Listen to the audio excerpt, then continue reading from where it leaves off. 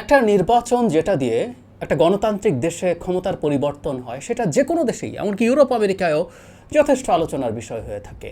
আর আমাদের দক্ষিণ এশিয়াতে তো থাকেই। আর আমাদের দেশে এক নতুন আলোচনা গত বেশ কয়েক বছর 2000 সালের পর থেকে হচ্ছে, সেটা হচ্ছে আদতে নির্বাচনটা হবে কিনা। নির্বাচন বলতে আমরা বোঝাচ্ছি একটা অংশগ্রহণমূলক গ্রহণযোগ্য নির্বাচন হবে কিনা, সেটাই আলোচনার বিষয়বস্তু হয়ে দাঁড়ায়। এবং 2024 সালে যে ডামি নির্বাচন হলো, তার আগে বেশ কয়েক মাস আমরা ভীষণভাবে এই নির্বাচনটা নিয়ে কথা বলেছি। সেই নির্বাচনে ভারত আমেরিকার চাওয়া বা এক্সপেকটেশন বা বিএনপির প্রতি পরামর্শ নিয়ে একটা রিপোর্ট এসছে একটা পত্রিকায়, এবং আগেও ওনার রিপোর্ট নিয়ে কথা বলেছি। জনাব ইনাম আবেদিন, উনি বিএনপির সাথে যথেষ্ট যোগাযোগ থাকা মানুষ, উনি একটা রিপোর্ট করেছেন। সেই রিপোর্টটা নিয়ে একটু কথা বলতে চাই। এবং আমি মনে করি যে কেউ কেউ বলবেন যে নির্বাচন তো হয়ে গেছে, সরকার সব কিছু ম্যানেজ করে ফেলেছে, পুরনো ঘটনাগুলোর কাসুন্দি ঘাটা কেন কাসুন্দি ঘাটতে হবে, বা এই যে এই পত্রিকাটাও বা কেন এমন রিপোর্ট করছে, এটা সত্য মিথ্যা রিয়ালি ডোন্ট নো। কারণ এখানে অনেকগুলো সূত্র থেকে খবর পাওয়া যায়, অনেকে বলেছেন, এর মধ্যে খুব সম্ভাবনা আছে এগুলো সঠিক তথ্য, আবার হুবহু যেভাবে বলা হচ্ছে সেগুলো হুবহু নাও হতে পারে। কিন্তু আমি যে কথাটা বলতে যাচ্ছিলাম, যে আমাদের ভবিষ্যৎ গণতান্ত্রিক যে ইতিহাস বা রাজনীতির যে ইতিহাস লেখা হবে, সেখানে এই নির্বাচনের সময় ঠিক কী ঘটেছিল, কিভাবে ঘটেছিল, সিচুয়েশনগুলো, ঘটনাগুলো কীভাবে আনফোল্ডেড হয়েছে, কীভাবে ইনফ্লুয়েন্সড হয়েছে, কারা ইনফ্লুয়েন্স করেছেন, কতটুকু ইনফ্লুয়েন্স করেছেন, কোন রাজনৈতিক দল ঠিক করেছে, কোনটা ভুল করেছে, ভুল করলে কেন ভুল হলো, কিভাবে ভুল হলো, এইভাবে নানা রকমভাবে জিনিসগুলো নোট ডাউন করে রাখা দরকার আছে। সে কারণেই আসলে রিপোর্টটা নিয়ে কথা। এখানে এই রিপোর্টের সবচেয়ে বড় সারপ্রাইজিং আমাদের অনেকের কাছে লাগবে, বিএনপিকে যুক্তরাষ্ট্র ভারত নির্বাচনে যেতে বলেছিল। This is the headline. Inam Abedin এটার রিপোর্টটা করেছেন। দুজনের চাওয়া দুই রকম ছিল। কি কি চাওয়া ছিল আমি একটু পড়ি। দুজনই চেয়েছে, এই রিপোর্টে বলা হচ্ছে, এখানে বিএনপির বিভিন্ন উচ্চ পর্যায়ের এবং বিশেষ করে যারা ইন্টারন্যাশনাল উইং দেখেন তাদের সাথে কথা বলে এই রিপোর্টটা তৈরি করার চেষ্টা করা হয়েছে। আমেরিকা কি বলেছে আগে সেটা একটু রিপোর্ট থেকে পড়ি। বিএনপি নেতাদের পাশাপাশি রাজনীতি সংশ্লিষ্ট আরও কিছু সূত্র থেকে জানা যায়, নির্বাচনে যাওয়ার বিষয়ে ঢাকায় বিএনপির শীর্ষ পর্যায়ে দুজন নেতার সঙ্গে কথা বলেছেন যুক্তরাষ্ট্রের ঢাকার প্রতিনিধিরা। তারা নির্বাচনে যাওয়ার পরামর্শ দিয়ে বলেছে, নির্বাচন সুষ্ঠু না হলে নির্বাচনের পর যুক্তরাষ্ট্র নিষেধাজ্ঞা দেবে। এক্ষেত্রে উদাহরণ ছিল কম্বোডিয়া এবং নিকারাগুয়ার ঘটনা। 2021 সালে নভেম্বরে নিকারাগুয়ার কারচুপির নির্বাচনের পর যুক্তরাষ্ট্র দেশটির একটি মন্ত্রণালয় ও 9 জন কর্মকর্তার উপরে নিষেধাজ্ঞা আরোপ করে। যুক্তরাষ্ট্রকে অনুসরণ করে যুক্তরাজ্য, কানাডা ও ইউরোপিয়ান ইউনিয়নও তখন নিকারাগুয়ার উপরে নিষেধাজ্ঞা দেয়। এরপর নিকারাগুয়ার প্রেসিডেন্ট ওর্তেগা শপথ নিলে যুক্তরাষ্ট্র দেশটির উপর আরেক দফা নিষেধাজ্ঞা দেয়। সর্বশেষ 23 সালে জুলাই মাসে প্রধান বিরোধী দলবিহীন ত্রুটিপূর্ণ নির্বাচনের কারণে কম্বোডিয়ার উপরে ভিসা নিষেধাজ্ঞা আরোপ করে যুক্তরাষ্ট্র। এই বাক্যটা খেয়াল করি, আমি আসবো পরে। বাংলাদেশের গণতান্ত্রিক নির্বাচনী প্রক্রিয়া রিভিউ দিয়ে চাচ্ছে। এবার ভারতেরটা পড়ি। অন্যদিকে ভারতের পক্ষ থেকে মূলত আসন ভাগাভাগির নির্বাচনের পরামর্শ দেয়া হয়েছিল বলে জানা যায়। বিএনপি স্থায়ী কমিটির গুরুত্বপূর্ণ একজন সদস্য খবরের কাগজকে জানান, তার নিজের সঙ্গে ভারতের একাধিক কর্মকর্তার আলোচনা হয়েছে। তারা নির্বাচনকে গ্রহণযোগ্য করতে বিএনপিকে অংশ নেওয়ার পরামর্শ দিয়ে বলেছিলেন, সম্মানজনক এবং 100-এর বেশি আসনে তাদের জয়লাভের বিষয়টি নিশ্চিত রয়েছে। তবে 2018 সালের নির্বাচনে আসন সমঝোতার ভিত্তিতে বিএনপি নির্বাচনে অংশ নিয়েও কাঙ্ক্ষিত ফল পায়নি বলে বাংলাদেশের রাজনীতিতে আলোচনা আছে। তারপরে একজন নেতা পরে এটা নিয়ে আলোচনা করেছে। তার মানে এখানে এক নেতা তুলছেন যে 18 সালেও এক ধরনের সমঝোতা ছিল, সেটা মানা হয় নাই। এখন দুই দেশের দুই চাওয়ার কথা বলছি। প্রথম কথা হচ্ছে, ভারত কি এটা চেয়েছিল? আমি এটা বিশ্বাস করতে প্রস্তুত। আমেরিকার আলোচনা আমি একটু পরে আসছি। ভারত এটা চাইতে পারে, খুব সম্ভাবনা আছে, এবং আপনি 100-এর বেশি আসন দেবেন, কারণ একটা নির্বাচনে বিএনপি গেছে এবং সরকার ভালো মেজরিটি নিয়ে 2/3 মেজরিটি সে যদি হাতে রাখতে পারে, তাহলে তো আরামে শেষ থাকতে পারে, সংবিধান সংশোধন করার মতো ক্ষমতা হয়ে যায়, এবং অ্যাপারেন্টলি সেই নির্বাচনটা অ্যাকসেপ্টেড হবে গ্লোবালি, এবং দেশটায় আওয়ামী সরকারের শাসনটা এক ধরনের স্টেবল অবস্থায় আসবে। তারপর ভারত তার স্বার্থ মতো যা করার তা করতে পারবে। এই হচ্ছে তার কথা। এবং যে পরিস্থিতি এখন তৈরি হয়েছে, ভারত ভাবতেই পারে তাতে ভারত বিরোধিতা এই পর্যায়ে নাও থাকতে পারে, কারণ দেশের প্রধান বিরোধী দলের নির্বাচনে গেছে। হ্যাঁ, এখন প্রশ্ন হচ্ছে 100 কি পেত? তাত্ত্বিকভাবে বলছি, যদি রাজি হতো। এখানে এই রিপোর্টেই অবশ্য আছে, জনাব তারেক রহমানের সাথে জেলে থাকা নাকি দুজন নেতা যোগাযোগ করেছেন নির্বাচনে যাওয়ার ব্যাপারে, এবং উনি অত্যন্ত কঠোরভাবে এটার বিরোধিতা করেছেন। I believe he made the right decision. যাই হোক, সেটাই পরে আসছি।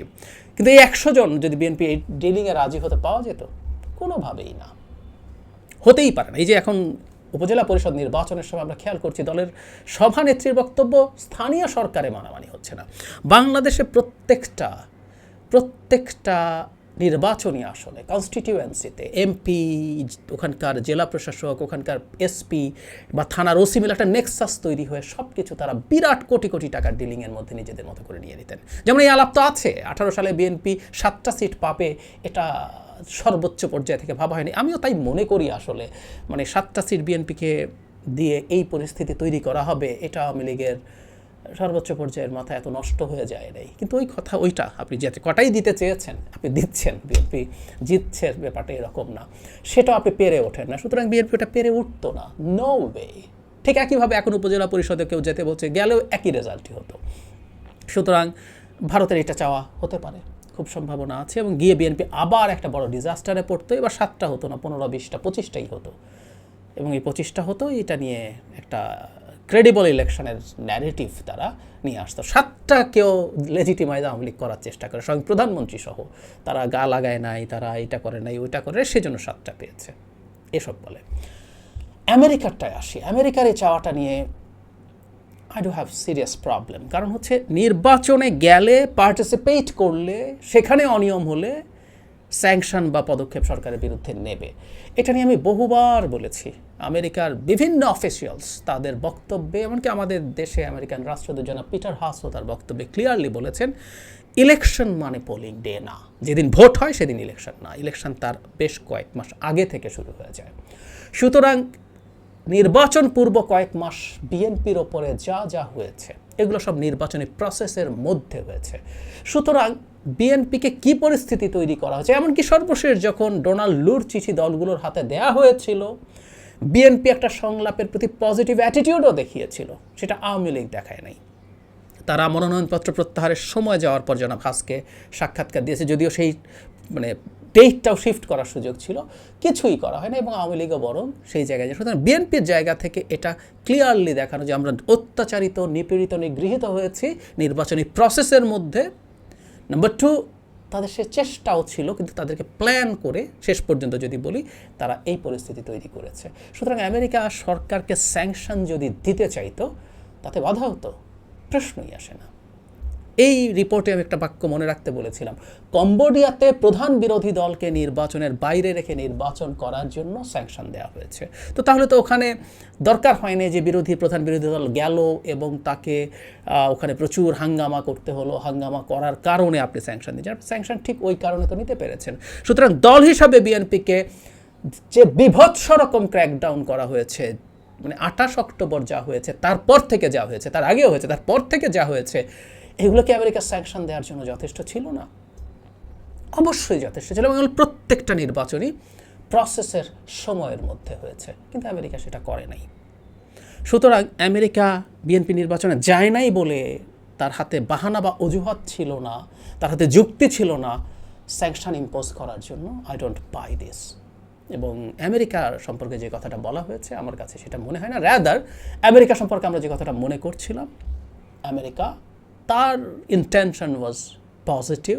বাংলাদেশে একটা জেনুইন নির্বাচনের মাধ্যমে একটা গণতান্ত্রিক শাসন বা ব্যবস্থা পুনরুজ্জীবিত হোক, কিন্তু সেটা ভারতের কারণে, ভারতের অত্যন্ত শক্ত ঠ্যাকের কারণে সেখান থেকে আমেরিকাকে সরে আসতে হয়েছে। আমি এখন পর্যন্ত এই ন্যারেটিভটাকেই সঠিক মনে করি।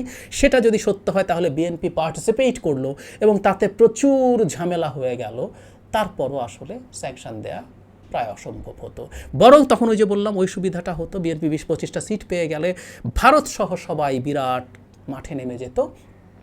তারা ঠিকমতো প্রস্তুতি নেয় নাই, তারা এই করে নাই, তারা গায়ে লাগায় নাই, ওই করে নাই, এবং সরকার উন্নয়ন করেছে, মানুষ ভালো আছে, এত কার্ড দিয়েছে, এত লোকজনকে টাকা দেয়।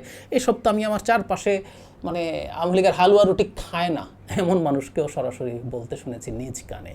ওই মেট্রো রেল করে দিয়েছে, ওই ব্রিজ করে দিয়েছে, এসব বলে তারা এটাকে এস্টাবলিশ করে ফেলতো। সুতরাং মাঝখান থেকে ক্ষতি হতো, ওটা স্যাংশন হওয়ার কোনো প্রশ্নই আসতো না।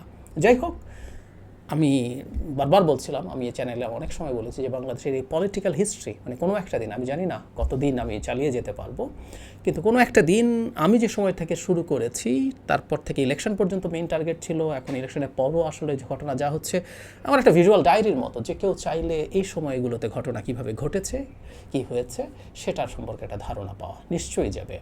আর আমি ব্যক্তিগতভাবে মনে করি নির্বাচন হয়ে গেছে, আমরা ডিফিটেড, ওইটা হয় নাই, সরকার ক্ষমতায় থেকে গেল, আমেরিকার পাত্তা নাই, ইন্ডিয়ায় সব কিছু, এসব আর জেনে কী হবে, বলে কী হবে, এগুলো ভাবার চাইতে বলছি একটা দেশের রাজনৈতিক ইতিহাস বর্তমানের না।